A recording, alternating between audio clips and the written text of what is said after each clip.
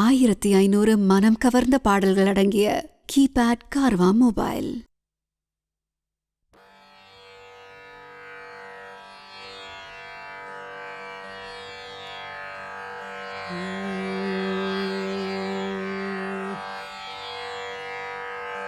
विश्वेशं माधवं ढुण्ढिं दण्डपाणिं च भैरवं वन्दे काशीं गुहां गङ्गां भवानीं मणिकर्णिकाम्।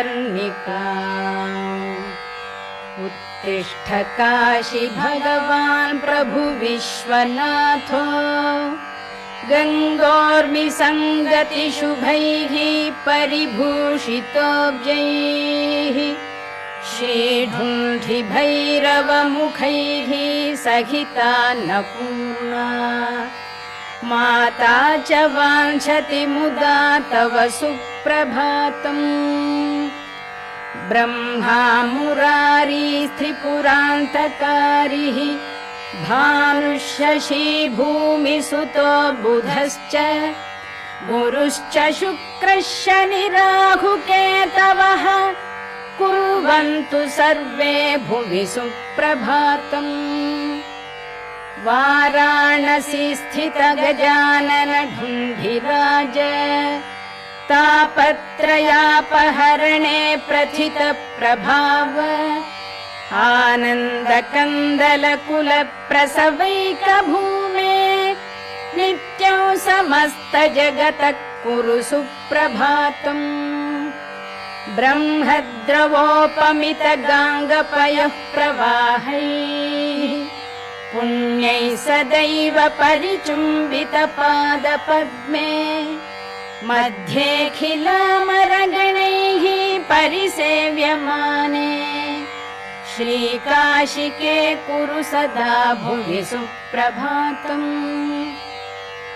प्रत्रैरसङ्ख्यमठमन्दिरतीर्थकुण्ड प्रासादघट्टनिवहैर्विदुषाभरैश्च आवर्जयस्यखिल विश्वमनांसि नित्यम्।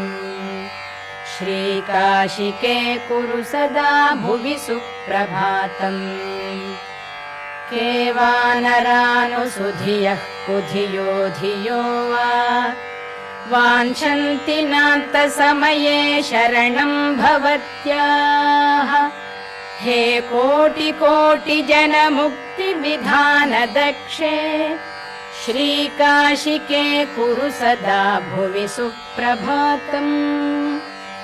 या देवैरसुरैर्मुनीन्द्रतनयैर्गन्धर्वयक्षोरगैः नागैर्भूतलवासिभिर्द्विजवरैः संसेविता सिद्धये। या गङ्गोत्तरवाहिनी परिसरे तीर्थैरसङ्ख्यैर्वृता सा काशी त्रिपुरारि राजनगरी देया सदा मङ्गलम्। तीर्थानां प्रभरा मनोरथकरी संसारपारापरा नन्दानन्दिगणेश्वरैरुपहिता देवैरशेषैः स्तुता। या शम्भोर्मणिकुण्डलैककणिका विष्णोस्तपो दीर्घिका सेयं श्रीमणिकर्णिका भगवती देया सदा मङ्गलम्। अभिनव बिसवल्ली पादपद्मस्य विष्णोः मदनमथनमौळेर्मालती पुष्पमाला जयति जय पताका काप्यसौ मोक्षलक्ष्म्याः क्षपितकलिकलङ्का जाह्नवीनः पुनातु। गाङ्गं वारि मनोहारि मुरारि चरणच्युतम् त्रिपुरारि शिरश्चारि पापहारि पुनातु माम्। विघ्नावास निवास कारण महागण्डस्थलालम्बितः सिन्दूरारुणपुञ्जचन्द्रकिरणप्रच्छादिना गच्छविः श्रीविश्वेश्वर वल्लभो गिरिजया सानन्दमानन्दितः स्मेरास्यस्तव ढुण्ढिराजमुदितो देया सदा मङ्गलम्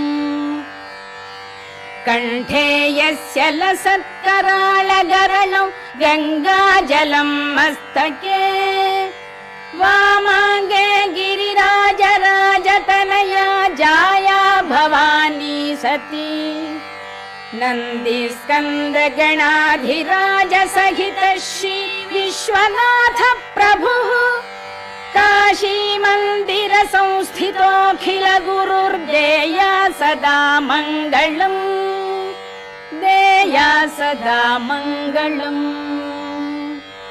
श्री विश्वनाथ करुणामृतपूर्ण सिन्धो शीतांशुखण्ड समलङ्कृत भव्यचूड उत्तिष्ठ विश्वजन मङ्गल साधनाय नित्यं समस्त जगत कुरु सुप्रभातम् श्री विश्वनाथ वृषभध्वज विश्ववन्द्य सृष्टिस्थिति प्रलयकारक देवदेव वाचामगोचर महर्षिनुताङ्घ्रिपद्म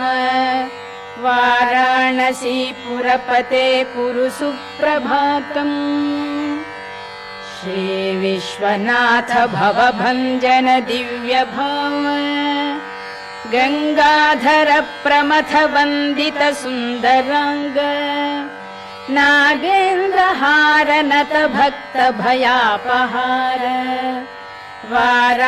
वाराणसीपुरपते कुरु सुप्रभातम् श्री विश्वनाथ तव पादयुगं नमामि नित्यं तवैव शिवनाम हृदा स्मरामि वाचं तवैव यशसा नघ भूषयामि वाराणसीपुरपते कुरु सुप्रभातम् काशीनिवासि मुनिसेवित पादपद्म गङ्गाजलौघ परिषिक्त जटाकलाप हस्याखिलस्य जगतः सचराचरस्य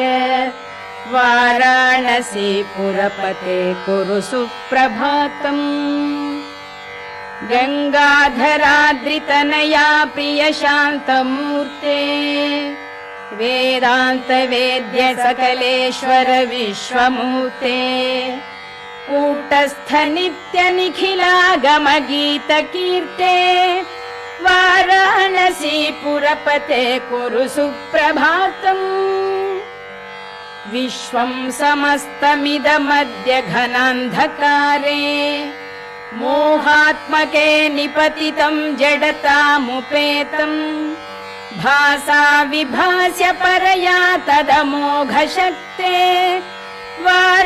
वाराणसीपुरपते कुरु सुप्रभातम् सूनुः समस्त जन विघ्न विनाश दक्षो भार्यां न दान निरता विरतं जनेभ्यः ख्यात स्वयं च शिवकृत् सकलार्तिभाजाम्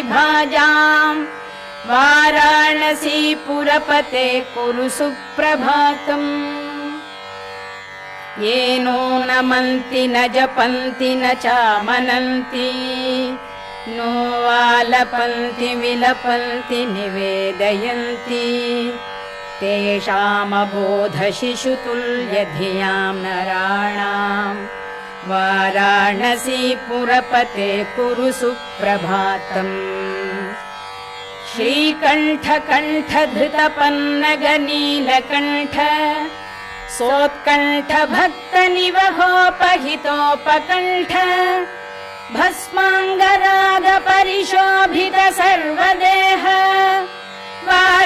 वाराणसीपुरपते कुरु सुप्रभातम् श्री पार्वती हृदय वल्लभ पञ्चवक्त्र श्रीनीलकण्ठ नृकपाल कलापमाल श्रीविश्वनाथ मृदुपङ्कज मञ्जुपाद वाराणसीपुरपते कुरु सुप्रभातम् दुग्धप्रवाह कमनीय तरङ्गभङ्गे पुण्यप्रवाह परिपावित भक्तसङ्घे नित्यं तपस्वि जनसेवित पादपद्मे गङ्गे गङ्गे शरण्य शिवदे कुरु सुप्रभातम् सानन्दमानन्दवने वसन्तम् आनन्दकन्दं हतपापवृन्दम् वाराणसीनाथम् अनाथनाथम् श्रीविश्वनाथं शरणं प्रपद्ये श्रीविश्वनाथं शरणं प्रपद्ये श्रीविश्वनाथं शरणं प्रपद्ये